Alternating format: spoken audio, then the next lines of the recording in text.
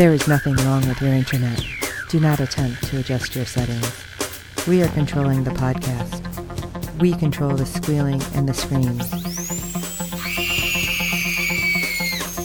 We can make your heart flutter, your eyes blur from tears, or sharpen your mind to crystal clarity. For the next hour, sit back. We are in control of what you hear. We repeat, there is nothing wrong with your settings. You are about to experience the awe and mystery known as the female mind. You are now entering the Fangirl Zone. Hello everyone and welcome to Sci-Fi Talk on the Fangirl Zone, a podcast where we discuss shows on the Sci-Fi Channel. I'm Sean, Fangirl S. And I'm Steve, and tonight we'll be discussing episode 3 of season 1 of Deadly Class. Okay, so I guess you guys noticed if you listened to us talking about the other episode, we talked about some stuff that seems to have been cut. Yeah. So, yeah, we got to see a little extra. Did not realize that, and I'm really disappointed you guys did not get to see that. Right. Because it was funny. Yeah. So you'll have to forgive us if there's a couple things that we talk about that maybe end up getting cut, the last minute when it goes up. Right. Yeah. Because actually from the first time I watched it to the second time I watched it, it was different. Yeah. So, sorry. Now, fortunately, the one scene that I do remember not being in the last version that I saw was, I did not put it in there, so. All right. But we did get ratings news. Yes, we're finally catching up with the ratings. Episode 1 brought in a 0.22 in adults 18 to 49 with 0.598 million viewers, making it the 36th rated cable show for the day. And that's to go along with the 2.7 million that watched it on SYFY.com. So that's a pretty good start. But then episode 2 must have had something else going on that night because it only brought in a 0.13 in adults 18 to 49 with 0.438 million viewers, making it the 72nd rated cable show for the day. Yeah, I don't know what happened. No, that was unexpected. That's a much larger drop than you always get some drop going from episode 1 to episode 2, but that was kind of significant. Yeah, that was 160,000 viewers. So hopefully they DVR'd it and it'll show up in the Live Plus 7. Yeah, but if we ever see a Live Plus 7 again. That's what I was gonna say. But will that ever exist? But it was a really good episode, and this one, oh my gosh, I love what they're doing. Yeah. And okay, I have not read the comics yet, like I said, but a lot of people were talking about how they did really good translating, so I think I'm going to definitely read the first one, so that way we can talk about that. Right. Now, one thing I did notice, a familiar name to at least you and I showed up in the credits. One Mr. Albert Kim is listed as producer. Nice. From Sleepy Hollow, so he popped on over here. I guess so. Yeah, I actually tweeted that, the Deadly Class Sci-Fi, said, is that the Albert Kim from Sleepy Hollow? Well, they never replied, but I went on IMDb and looked it up, and sure enough, it was. I went, yes. And if you guys are tweeting along with this, make sure you're tagging the cast, because they were replying to us left and right. Yes. And they are hilarious. And if you haven't followed them, make sure you're doing that, because a lot of them are throwing up behind the scenes photos. Yeah. And some of those are just so funny. Yeah. So, all right, where are we? Episode 3. Let's jump into that right now. Snake Pit. Marcus navigates a prank war between the rats and legacies as everyone prepares for the big dance. And no, it's not basketball, in case you're thinking that. Yeah. I still want to know. March. Yeah. I still want to know who the cheerleaders are cheering for, but yes. Neither here nor there. We get a flashback. And again, it's done all animated, and I'm loving that. Yeah. And it's Marcus's bunkmate in the boys' home who had given Marcus the scar over his eyes. Now, from the voice, this is the guy we seen at the end of episode 2. Right. The creepy McCreeperson. Yeah. Because, he's telling Marcus that, oh, don't worry about it. That scar is going to make you a man. You'll thank me for it. And he seems to have a serious thing for animals because even in the animated, his hand is, down his pants. Yeah. Watching a dog show and talking about a poodle. Yeah. Creeping me out. Yeah. And mentions that, he had a pet until his dad found out. And you go, his dad just didn't understand. It wasn't like that. But the dog was loyal. It's like, Yeah. Yeah. I was like really creeping out. And what was weird is when they pull away and they show Marcus and he's holding, I wasn't sure what he was holding. Right. It looked like it was probably some kind of game thing, but had been all torn up. See, what I thought it was at first, a smoke detector. But then I'm looking at it and I'm like, is that supposed to be like a bomb? Because there were nails and pins and glass, it looked like, all like sticking out of it. Yep, and I'm wondering, because we do see the guy's face kind of messed up at the end of episode 2. So, maybe he set something off and originally he was just trying to kill him. Right. But I don't know. We don't get a whole lot more. Yeah, but I wouldn't be surprised if we see that device again. I think you might be right. And then we get to go to Marcus's room.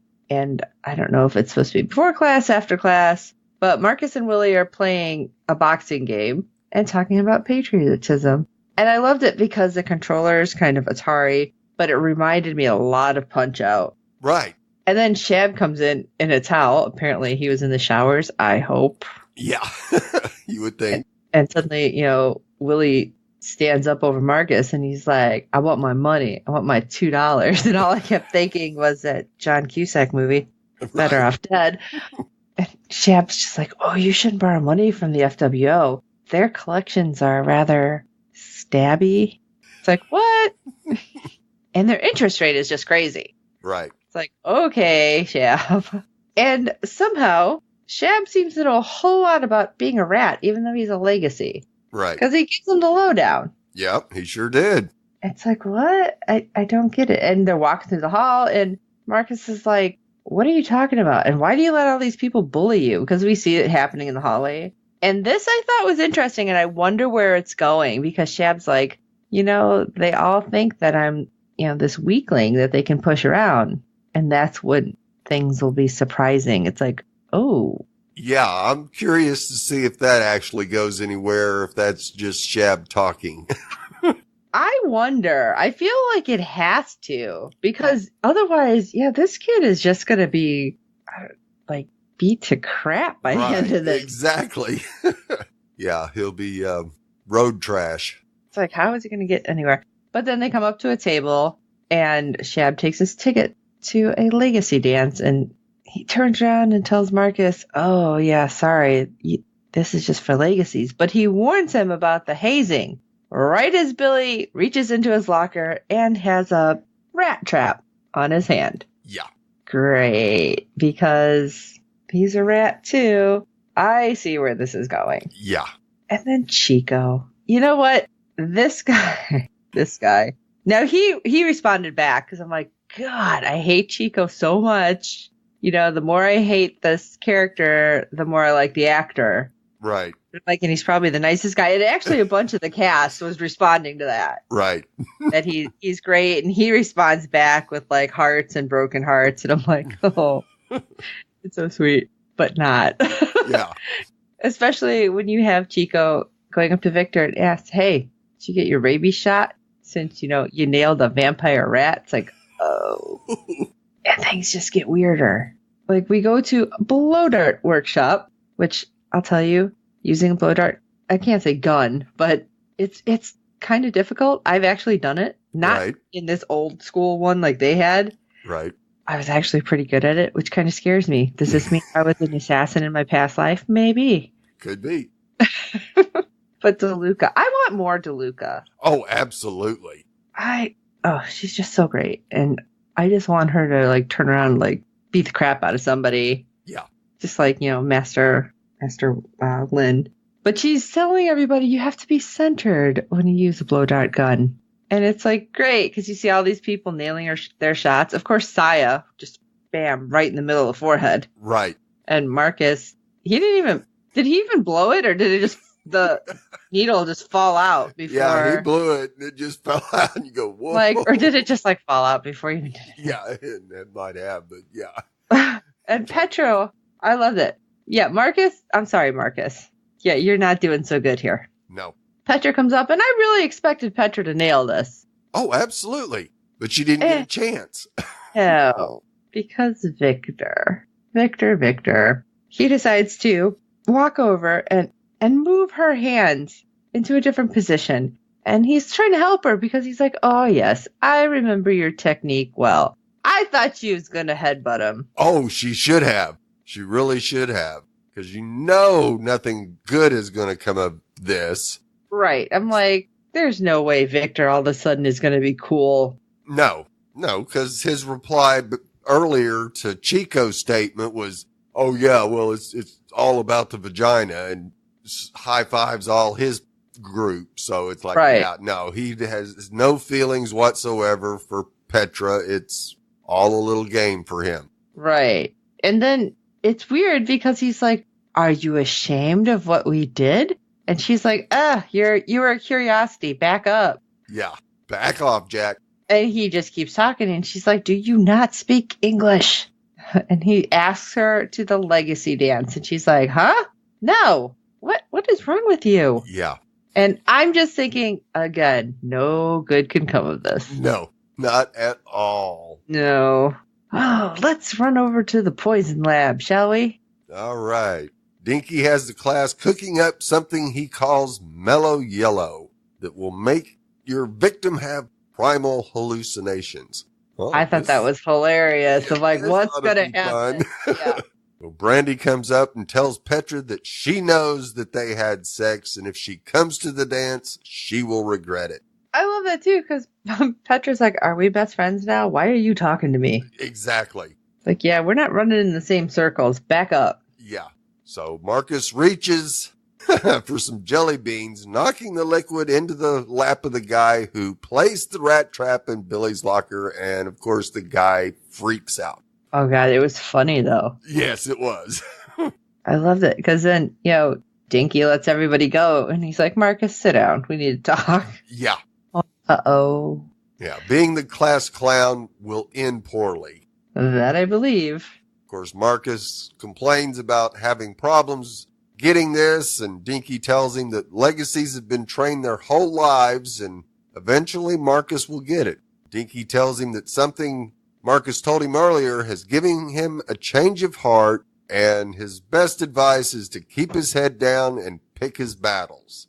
But then it got scary because he's like, get what you need out of Kings and get out before finals. I'm like, yeah.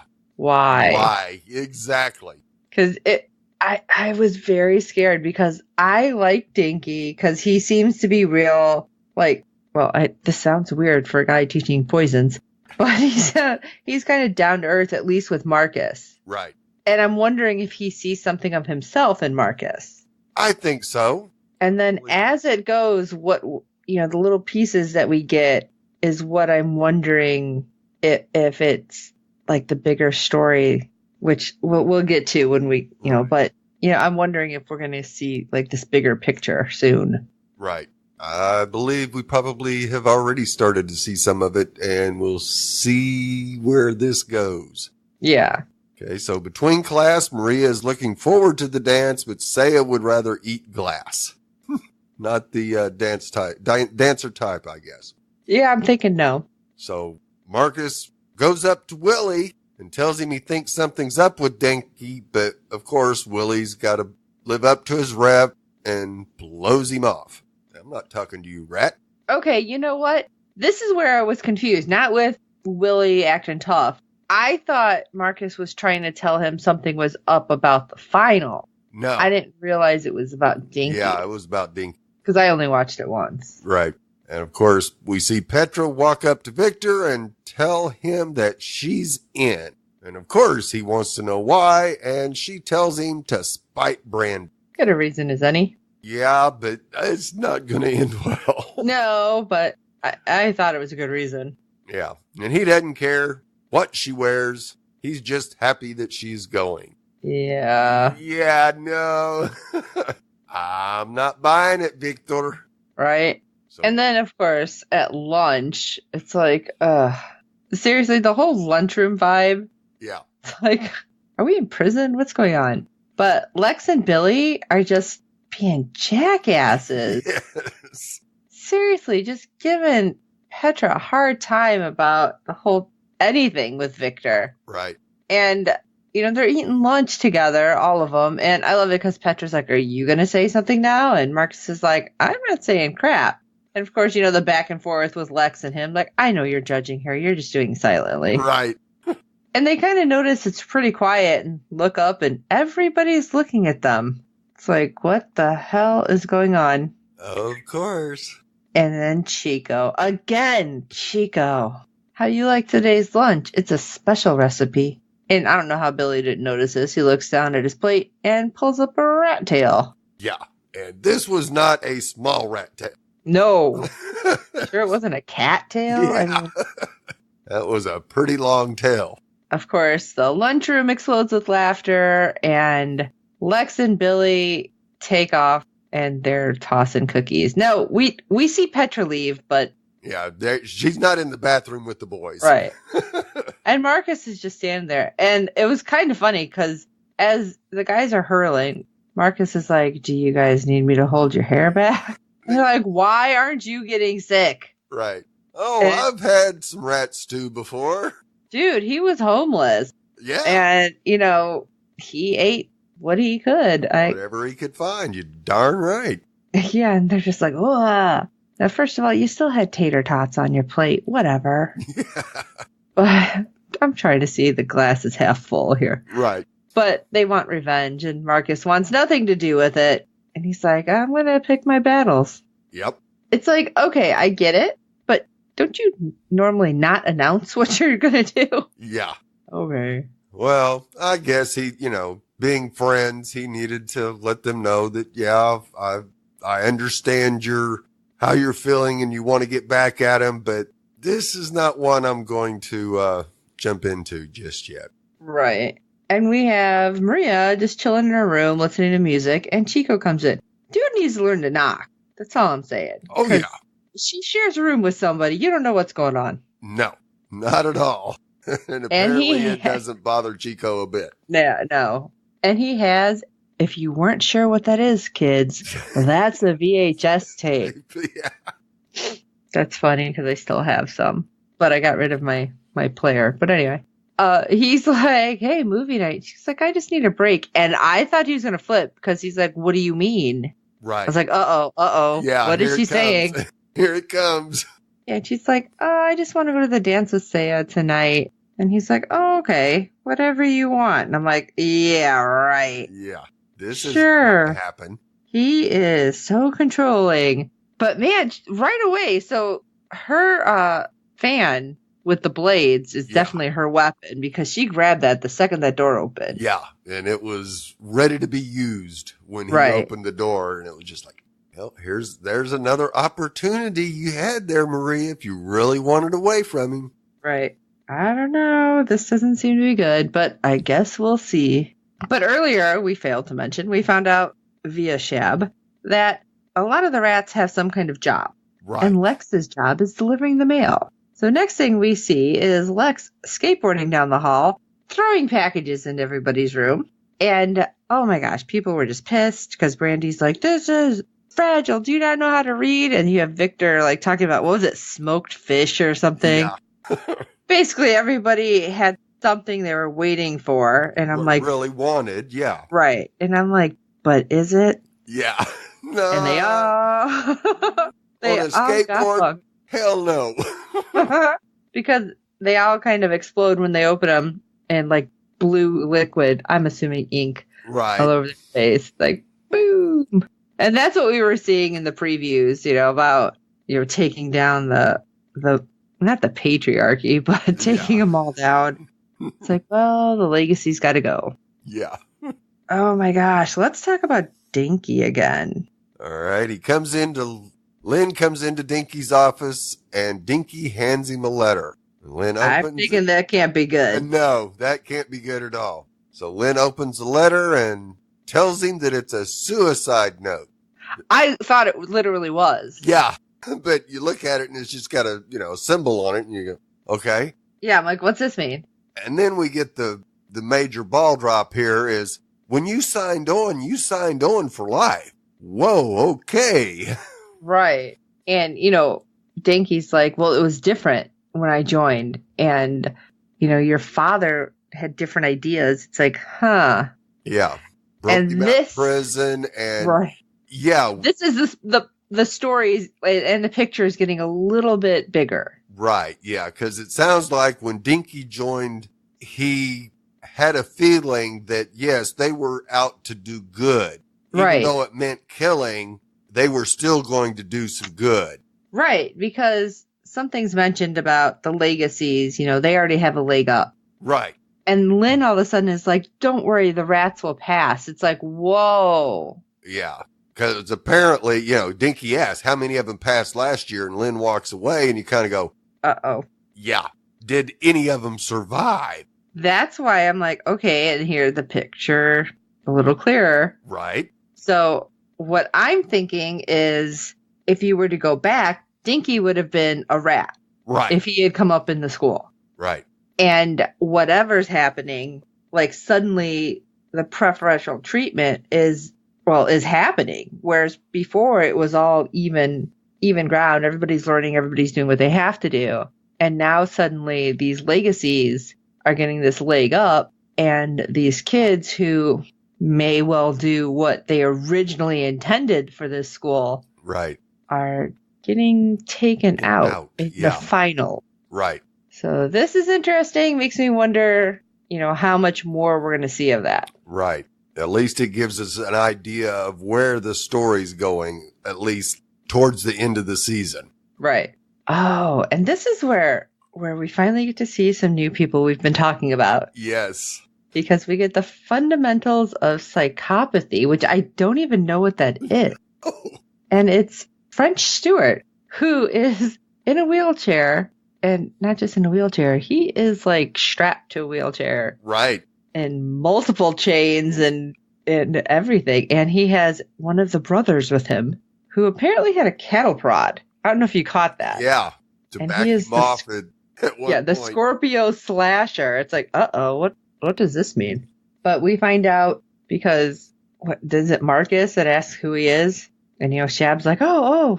Yeah. Let me in. Pick me, teacher. 41 kills, no bodies found. But Billy, does the little coughing thing like, cannibal. Yeah. And he's like, I am not that type of person. He seemed really pissed that somebody called him a cannibal. Oh, you better believe it. I was afraid Billy was going to get taken out right there. Right? Billy, don't start. And of course, he goes around the room and he's like, what do you hate? And he's like, whatever. Pedestrian. Yeah, boring. All right, Marcus, what do you hate? And he's like, bullies like you. It's like, And this was kind of interesting because, Marcus goes on this rant and Scorpio kind of leans in, and that's when the brother, intervenes. Yeah. But I was wondering if he was going to say something to him, like, I like your thinking or something, he didn't seem irritated about it. No, not at all. So it makes me wonder, what was he going to say? Yeah. And then he actually be, even though he's probably a raving lunatic. Oh, you think? He definitely might works also retail. have some of the same beliefs that Dinky does. Like one of the original kind of thought processes that they had. Yeah, the original goal of the school. Mm-hmm. Yeah, and then when all of a sudden Scorpio's like, today's lesson was on resentments, and it looks like I have a new one. But I don't understand if he meant Marcus, not being able to talk to Marcus, or because the brother intervened with a cattle prod. Right. Yeah, could have been either one. Yeah. So, yeah, I hope we see French Stewart a couple more times this season, that's for sure. I'm sure we will. And speaking of Oh my seeing a new gosh. one, Atypical combat skill class. I love that. I'm like, oh god, especially when he starts. So you talk about him because we both love this guy, but man, I was like, what is with the hair? yeah, we see Master Zane, aka Christopher Heyerdahl from Van Helsing and Sanctuary and several other So many. Yeah. And he's on the phone as a hooded ransom victim is tied to a chair. And he's talking smack. Yes. And we see Saya, Maria, and Marcus sneak in through a window. First Saya, then Maria. And as Marcus gets in, he trips, which alerts Zane to their presence. Yeah, he's not the most graceful. No.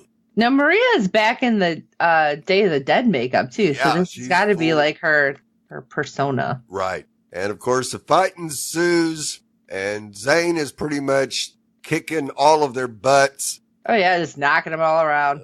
But Marcus is able to grab the phone, hit Zane in the head, and then use the cord to wrap it around his throat. Because they had cords back then, kid. Yeah. Something else you might not know what that was. The only other thing would have made it better if it was a rotary phone. Yeah. Well, that still could have been a rotary phone. But we seen the The button. buttons, okay. Yeah. But yeah, that would have, like, there's so many people that, what is that? That's a cord. We used to have those. They used to be attached to the wall. Yeah. You couldn't walk around the house or down the street in your car, nothing like that. If you had a phone call, you had to put your ass in a chair. Right. And of course, the girls blame Marcus for their failure, but Zane points out that Marcus improvised wonderfully. And of course, Zane also was going on and on about Chuck Norris, in case you missed that.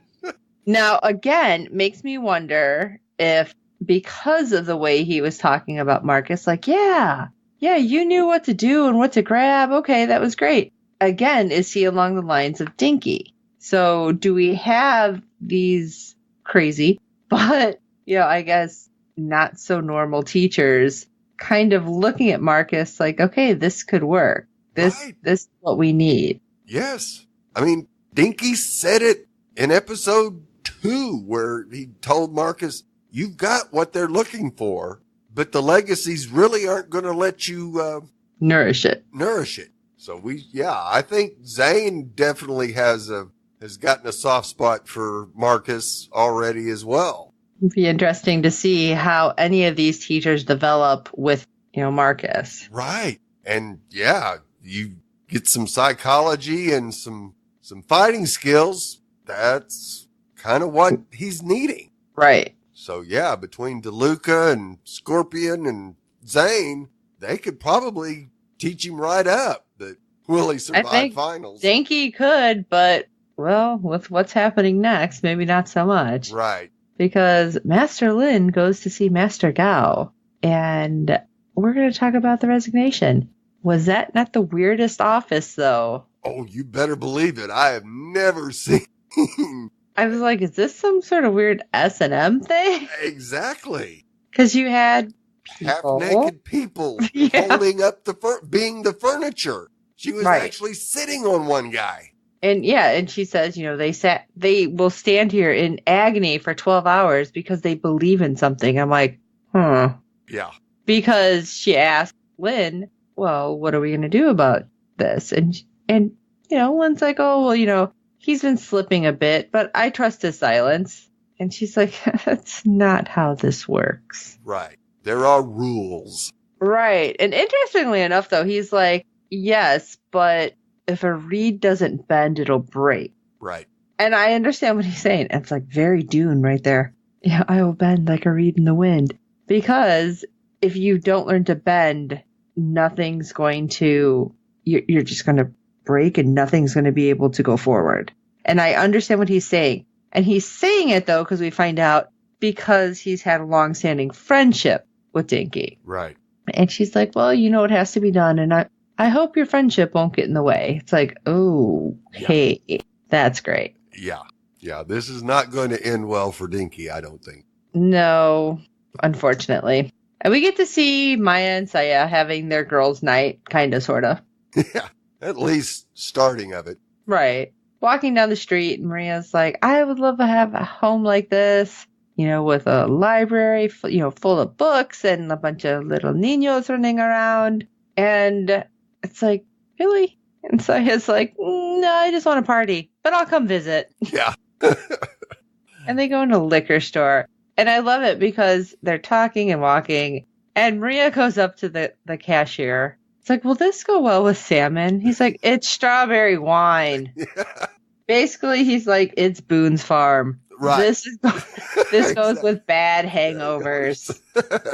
Just what they want. Right? Can I see your ID? Oh, yeah. And he's like, how old are you? She's like, 25. He's like, right. What did he say? And I'm Christy Brinkley? Yeah. Yeah, I don't think he's a supermodel. No. And Saya, trying to walk out, she knocks over a little bottle. Right. The airline bottle of liquor. And, man, dude pulls a gun. He's like, you're trying to knock over the wrong door. That didn't go well for him. No, not at all. Because Maria grabs his arm. Saya kicks a whole big bottle of something. Right. Onto his head, and they get the hell out of there. And I'm just thinking, Maria, if you're going to go steal something and try to run, heels are not the way to go. Exactly. Because she wasn't running very fast. That's all I'm saying. And we pop back over to the school, and we have Marcus in his room, writing in his book and remembering the past with his family and how he has to protect himself. And it was really interesting because he's also talking about what Danky said to him. Right. And right as he's doing this, Willie comes in, and he's like, oh, that was crazy. Study hall, and we learned about Kid Icarus, and we were doing this. And he's like, oh, now you can talk to me. Right. Maybe you need to get out because I can't be friends with somebody who's ashamed to be friends with me. And Willie doesn't say anything. He just kind of got mad. He's like, I can't remember exactly what he said because he was like, man, don't ever try to do that crap again because and Marcus is like, what? Pacify me? Yeah. What? You're going to be a pacifist to me to death? What? And Willie seemed pissed. And it makes me wonder, it's like, okay, are you burning your bridges with Willie? Right. Or is this getting him to think? Right. So I don't know. I don't know. Yeah, I was afraid he was burning his bridges, and that might be an ally he needs. Right. That's why I'm like, please don't burn this bridge. Yeah, exactly. And then we have two things happening at the same time. You have the legacy dance and you have the graveyard. Right. So you have Maria and Saya dancing, and you see everybody there kind of dancing, having fun, and Petra looking just devastated. Like, what is happening? Why am I here? And she tells Victor, this is where fun comes to die. And he's like, no. And they get to the dance floor, and I'm like, and he's smiling, and I'm like, I don't trust this. No, not at all. They're not even dancing 87 style. They're back in the 50s. He's right. twirling her around, and Petra's going, what have I gotten myself into? And meanwhile, at the graveyard, you have Marcus and, talking to Billy about corporate America and how horrible McDonald's is as they're sharing a joint, and how McDonald's is the downfall of chefs and their love of food. And Billy's just like, what are you talking about? Mayor McCheese is the bomb. Yeah. And Lex shows up with a large box of fireworks, which I thought one of them was going to blow out their eye because it wasn't working right away. Of course it should have. And they're like, I love it because they're all looking at it. I'm like, are you idiots? Yes, they all get right on top of it and kind of look down and go, oh no, because that thing's going to blow. And right? I'm like, this is bad, guys. And then, of course, it goes, and they start shooting off fireworks. Now, as they're doing this, all I'm thinking is that guy is still somewhere looking for Marcus. Right. And is this somehow going to lead him there? Because I am a pessimist. Right. Yeah, well, the cops have made Marcus a couple of times in locations that may or may not give him away. I think at Shab's house might. Well, I guess only if he's seen there again or in that neighborhood. Right. Yeah, right now I don't think random fireworks in the city is a big thing. It's going to be anything that will draw him there, but you never know. Right. He's got some strange things going on inside that thick skull of his. Right. And we get to go back to the dance. And, oh, look, Chico decides to interrupt Maria and Saya. And Maria storms off, and Chico's like, she's playing you. Because did she talk about the home and the kids? Because she's been saying that forever. And it's like, huh.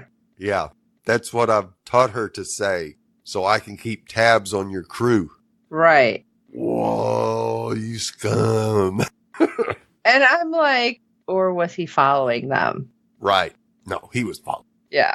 Because, Maria is like, nowhere to be found. She's just pissed. And Saya just kind of walks away from Chico. And it's like, all right, well, makes me wonder what's going on there. Right. And then we see Victor, because they cut away from them. And Victor is whispering in Petra's ear. And they head to the bathroom. And I'm like, all right, I'm assuming there was going to be sex involved. Right. Except there's Brandy and her little crew. Of the cheerleaders. Yeah. In some very bright colored dresses. And big hair. And big hair. Big hair. And Brandy's like, oh, yeah, your application for Legacy has been denied. And when she looks over and Petra looks then up at Victor, he's like, once a rat, always a rat. I'm like, oh, yeah. You piece of crap. Right. That just puts you right in the same zip code as Chico. Right. Which and we next kind of thought at first, and then we kind of started liking him after the second episode. And now we're back to hating him again. Yeah. And next thing we know, Brandy is dragging somebody on stage, and it's Petra, but suddenly she's in like this yellow dress and this big wig. Yeah. And she's like, oh, it's the Legacy Belle of the Ball. Rat Queen 1987. Oh my God. Just and of course, as humiliated as you could possibly get. Very, very, very lucky that she didn't have powers like Carrie, because you guys have gone up in flames. Oh, yeah. Yeah, this episode was very Revenge of the Nerds. Yeah, it had a lot of a lot of feels, 80s shows and everything that, everything that could happen happened, kind of. Right. Because next thing we know, Petra goes upstairs and she to the graveyard, and she's, pissed and humiliated, and suddenly Marcus is like, I think a little revenge is necessary. So, right. Nope. This is what's friends for if you can't stand up for them. Exactly. Which I'm like, great, finally. Yeah. And you have them, like, of course, going to get their revenge on. So they're getting their stuff together. And we cut to Maria, who goes to talk to Saya. And she's like, what did he say? And she said exactly what you said he would say. Right. And so I'm like, okay. So she used the story, told Saya everything. So yeah, like you said, he's got to be following her. Right. And then what they decided to go, I thought she said something about skateboarding, but I'm like, no, I think it was streaking in the park. And then you have Shab, who I don't know what girl he's like feeling on her butt, but he might get some. Yeah. And suddenly brothers show up, but it's not brothers, it's the rats. And they start shooting some of the blow darts tipped in mellow yellow, which I thought was great. Yes. Yes. Like, we good. see Victor get one. Unfortunately, Chico's didn't get one, but his number one got one. See, at first I thought it was Chico. I'm like, how is he not affected? Right. Yeah, it wasn't. And then, of course, we see Brandy come up to Petra. That was great because she shoots it right in her head. Yeah. Oh, my God. But the best was Victor. It's like, oh, Baba Yaga, he's eating my groin. And about the time Chico is going to put a beat down on Marcus, Willie jumps up and pushes him away. And I'm like, what's going on? Because Willie's like, bounce. Yeah. Oh, okay. And I'm like, this is going to be a big one. Yeah. And you feel sorry for Willie because, man, if he has to fight Chico, it's over for him. Mm-hmm. Because he's not a fighter. No. And fortunately for him, Master Lin shows up and tells everybody to go back to their rooms. This dance is over. And we're assuming everybody's gone back because a little while later you see Petra sitting in a chair. And then Billy puts on music and they slow dance. I'm like, I almost cried. Yeah, it was a touching scene. It was so sweet. And in the rooms, and I don't know if it's supposed to be same day or next day. I think it's supposed to be next day.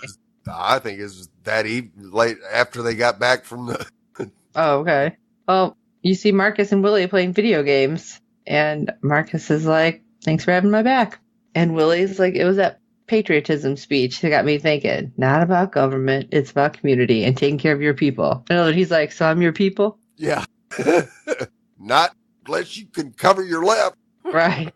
And I think this is where we're going to see the people who recruited Marcus all coming together, which may help in the end with finals. Right.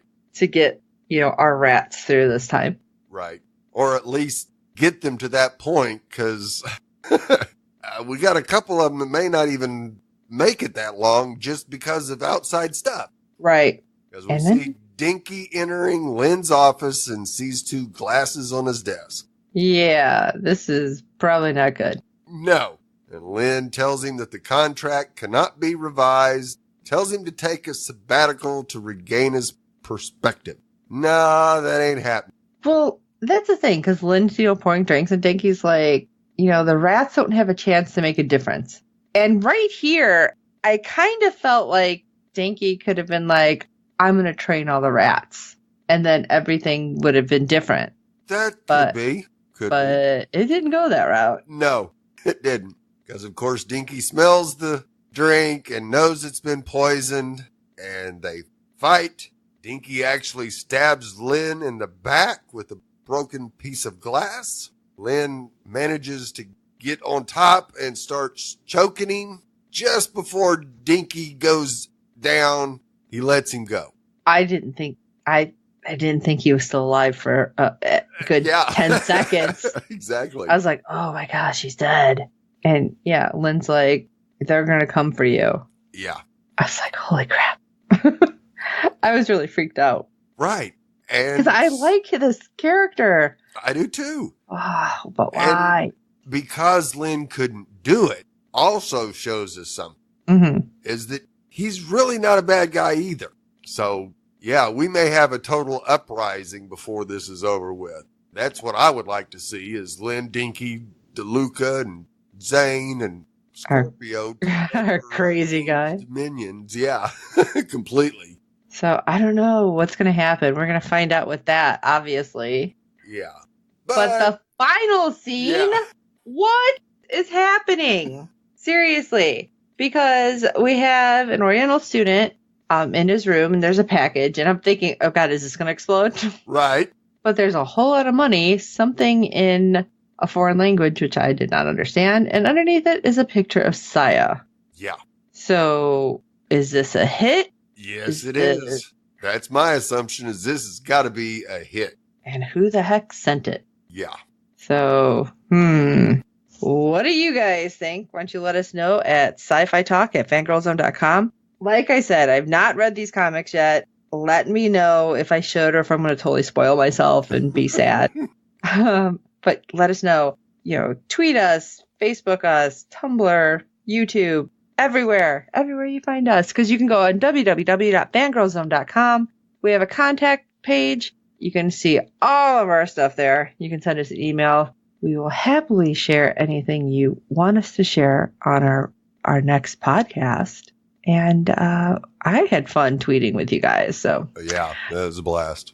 You guys are great. But while you're at it, if you can rate and review us on iTunes and any other platform you find us on, because good ratings and reviews help other fans of the show find us. Tell your friends about this show because it's crazy. I'm telling them at work. And I'm like trying to explain it. And I'm like, you know what? This is not easy to explain. No, it's not. But anyway, we hope you're enjoying all of it and our craziness. And when I get super excited. But for this episode of SYFY Talk, I am Sean Fangirl S. And I'm Steve. I hope Victor's balls taste like goulash. And until next time.